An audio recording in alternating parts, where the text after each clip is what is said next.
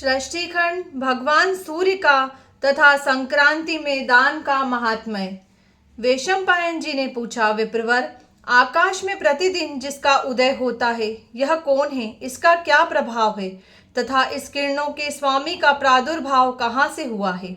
मैं देखता हूँ देवता, बड़े बड़े मुनि, सिद्ध, चारण, दैत्य, राक्षस तथा ब्राह्मण आदि समस्त मानव इसकी सदा ही आराधना किया करते हैं।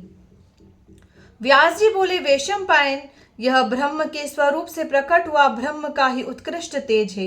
इसे साक्षात ब्रह्ममय समझो। यह धर्म, अर्थ, काम एवं मोक्ष इन चारों पुरुषार्थों को देने वाला है। निर्मल किरणों से सुशोभित यह तेज का पुंज पहले अत्यंत प्रचंड और दुस्सह था। इसे देखकर इसकी प्रखर रश्मियों से पीड़ित हो सब लोग इधर उधर भागकर छिपने लगे।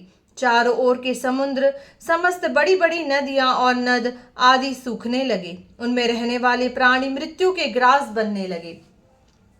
मानव समुदाय भी शोक से आतुर हो उठा। यह देख इंद्र आदि देवता ब्रह्मा जी के पास गए और उनसे यह सारा हाल कह सुनाया। तब ब्रह्मा जी ने देवताओं से कहा, देवगण, यह तेज आदि ब्रह्म के स्वरूप से जल में प्रकट हुआ है। यह तेजोमय पुरुष उस ब्रह्म के ही समान है। इसमें और आदि ब्रह्म में तुम अंतर न समझना। ब्रह्मा से लेकर कीट पर्यंत चराचर प्राणियों सहित समूची त्रिलोकी में इसकी सत्ता है। ये सूर्य देव सत्वमय है। इनके द्वारा चराचर जगत का पालन होता है। देवता, जरायुज, अंडज, स्वदेज और उद्भिज आदि जितने भी प्राणी हैं, सबकी रक्षा सूर्य से ही होती है। इन सूर्य देवता के प्रभाव का हम पूरा वर्णन नहीं कर सकते। इन्होंने ही लोकों का उत्पादन और पालन किया है। सबके रक्षक होने के कारण इनकी समानता करने वाला दूसरा कोई नहीं है। पो फटने पर इनका दर्शन करने से राशि राशि पाप विलीन हो जाता है। द्विज आदि सभी मनुष्य इन सूर्य देव की आराधना करके मोक्ष पा लेते हैं।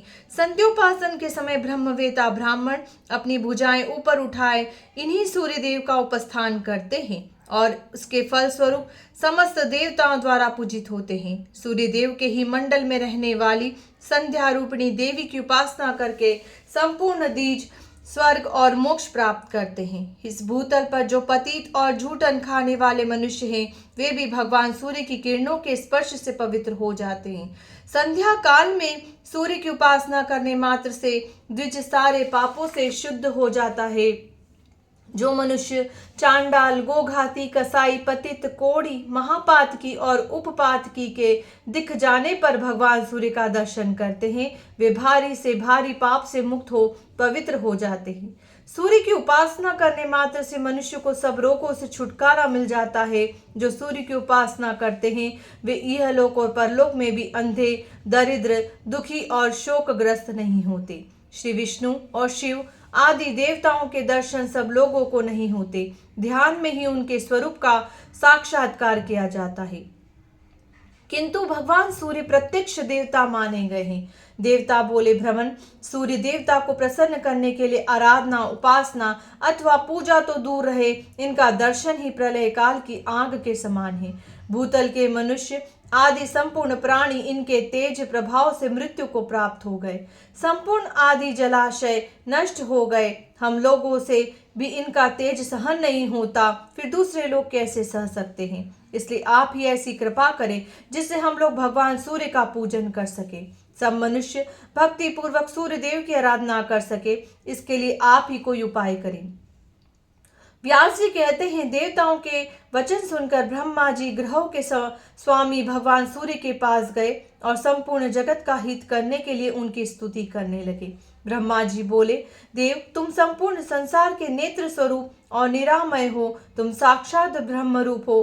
तुम्हारी और देखना कठिन है। तुम प्रलय काल की अग्नि के समान तेजस्वी हो। संपूर्ण देवताओं के भीतर तुम्हारी स्थिति है। तुम्हारे शिव विग्रह में वायु के सखा अग्नि निरंतर विराजमान रहते हैं।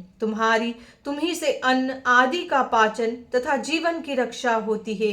देव, तुम ही से उत्पत्ति और प्रलय होते हैं। एकमात्र तुम ही संपूर्ण भुवनों के स्वामी हो। तुम्हारे बिना समस्त संसार का जीवन एक दिन भी नहीं रह सकता। तुम ही संपूर्ण लोकों के प्रभु तथा चराचर प्राणियों के रक्षक, पिता और माता हो। तुम्हारी कृपा से यह जगत टिका हुआ है। भगवान, संपूर्ण देवताओं में तुम्हारी समानता करने वाला कोई नहीं है। शरीर के भीतर, बाहर तथा समस्त विश्व में सर्वत्र तुम्हारी सत्ता है। तुमने ही इस जगत को धारण कर रखा है। तुम ही रूप और गंध आदि उत्पन्न करने वाले हो। रसों में जो स्वाद है वह तुम ही से आया है। इस प्रकार तुम ही संपूर्ण जगत के ईश्वर और सबकी रक्षा करने वाले सूर्य हो। प्रभु, तीर्थों, पुण्य क्षेत्रों, यज्ञ और जगत के एकमात्र कारण तुम ही हो। तुम परम पवित्र, सबके साक्षी और गुणों के धाम हो। सर्वज्ञ, सबके कर्ता, सहारक, रक्षक, अंधकार, कीचड़ और रोगों का नाश करने वाले तथा दरिद्रता के दुखों का निवारण करने वाले भी तुम ही हो। इस लोक तथा परलोक में सबसे श्रेष्ठ बंधु एवं सब कुछ जानने और देखने वाले तुम ही हो। तुम्हारे सिवा दूसरा कोई ऐसा नहीं है जो सब लोगों का उपकारक हो। आदित्य ने कहा, महाप्राज्ञ पितामह, आप विश्व के स्वामी तथा सृष्टा हैं। शीघ्र अपना मनोरथ बताइए, मैं उसे पूर्ण करूंगा। ब्रह्मा जी बोले, सुरेश्वर, तुम्हारी किरणें अत्यंत प्रखर है। लोगों के लिए वे अत्यंत दुस्सह हो गई है। अतः जिस प्रकार उनमें कुछ मृदुता आ सके वही उपाय करो। आदित्य ने कहा, प्रभु, वास्तव में मेरी कोटि कोटि किरणें संसार का विनाश करने वाली ही है। अतः आप किसी युक्ति द्वारा इन्हें खराद कर कम कर दें। तब ब्रह्मा जी ने सूर्य के कहने से विश्वकर्मा को बुलाया और वज्र की सान बनवाकर उसी के ऊपर प्रलय काल के समान तेजस्वी सूर्य को आरोपित करके उनके प्रचंड तेज को छांट दिया। उस छटे हुए तेज से ही भगवान श्री विष्णु का सुदर्शन चक्र बनाया गया। अमोघ यमदंड, शंकर जी का त्रिशूल, काल का खड़ग, कार्तिकेय को आनंद प्रदान करने वाली शक्ति तथा भगवती दुर्गा के विचित्र शूल का भी उसी तेज से निर्माण हुआ। ब्रह्मा जी की आज्ञा से विश्वकर्मा ने उन सब अस्त्रों को फुर्ती से तैयार किया था। सूर्यदेव की 1000 किरणें शेष रह गई, बाकी सब छाट दी गई। ब्रह्मा जी के बताए हुए उपाय के अनुसार ही ऐसा किया गया। कश्यप मुनि के अंश और अदिति के गर्भ से उत्पन्न होने के कारण सूर्य आदित्य के नाम से प्रसिद्ध हुए। भगवान सूर्य विश्व की अंतिम सीमा तक विचरते और मेरुगिरी के शिखरों पर भ्रमण करते रहते हैं। ये दिन रात इस पृथ्वी से लाख योजन ऊपर रहते हैं। विधाता की प्रेरणा से चंद्रमा आदि ग्रह भी वही विचरण करते हैं। सूर्य 12 स्वरूप धारण करके 12 महीनों में 12 राशियों में संक्रमण करते रहते हैं। उनके संक्रमण से ही संक्रांति होती है, जिसको प्राय सभी लोग जानते हैं। मुने, संक्रांतियों में पुण्य कर्म करने से लोगों को जो फल मिलता है वह सब हम बतलाते हैं। धनु, मिथुन, मीन और कन्या राशि की संक्रांति को षडशिति कहते हैं तथा वृष, वृश्चिक, कुंभ और सिंह राशि पर जो सूर्य की संक्रांति होती है उसका नाम विष्णुपति है। षडशिति नाम की संक्रांति में किए हुए पुण्य कर्म का फल 86,000 गुना, विष्णुपदी में लाख गुना और उत्तरायण या दक्षिणायन आरंभ होने के दिन कोटि कोटि गुना अधिक होता है। दोनों अयनों के दिन जो कर्म किया जाता है वह अक्षय होता है।